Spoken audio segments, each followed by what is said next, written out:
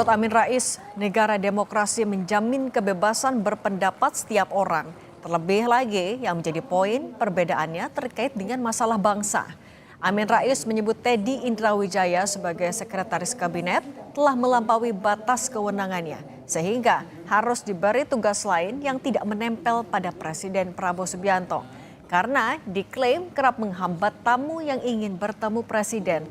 Sementara terkait dampak hukum akibat pernyataannya, Amin menegaskan hanya Teddy yang berhak memperkarakan masalah itu.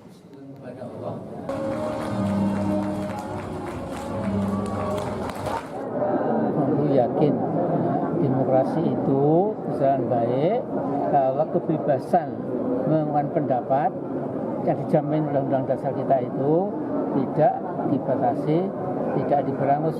Jadi Teddy ini sesungguhnya kan cuma sekretaris kabinet, ya. Tapi dia seolah menjadi lebih berwibawa, lebih penting dari sekretaris kabinet.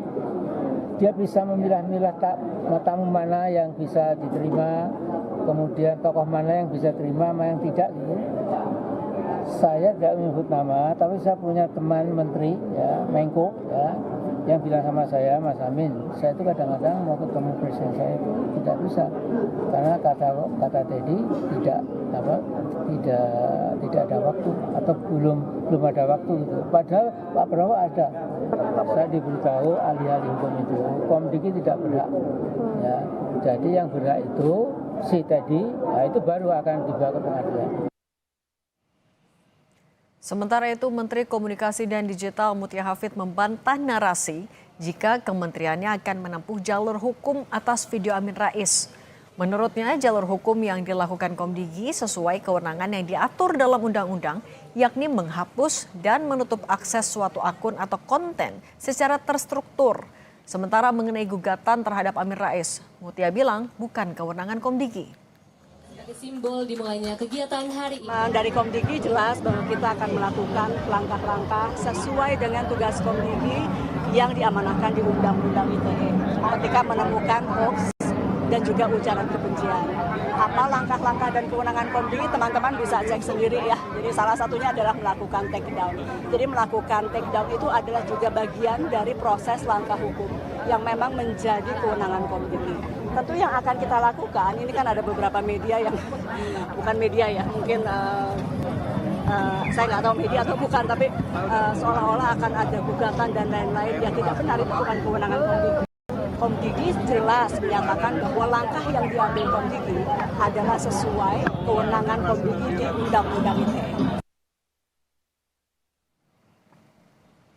Sebelumnya, Kepala Badan Komunikasi Pemerintah Muhammad Kodari merasa prihatin atas pernyataan Amin Rais terkait orientasi seksual Seskap Teddy Indrawijaya. Menurutnya, tudingan terhadap Seskap Teddy muncul dari interpretasi keliru atas sebuah konten yang berjudul "Aku Bukan Teddy", sehingga konten tersebut disalahartikan sebagai pernyataan yang otentik. Kodari menilai pernyataan Amin Rais merupakan contoh nyata bahaya disinformasi dan berita hoax hingga bisa menyesatkan tokoh senior sekalipun. Teman-teman, ya sampai ketemu. Ya, Assalamualaikum. Kalau saya prihatin ya setelah melihat video Pak Amin Rais itu, prihatinnya itu adalah Pak Amin Rais sebagai tokoh, sebagai akademisi, sebagai profesor doktor telah menjadi korban dari hoax. Jadi ini contoh dari bahaya hoax dalam medsos, bahaya dari AI, bagaimana seorang tokoh sepintar ya, sesenior seperti Pak Amin Rais itu bisa menjadi korban hoax. Jadi statement dari Pak Amin Rais tentang Pak Teddy itu adalah dasarnya hoax. Kompas Petang akan kembali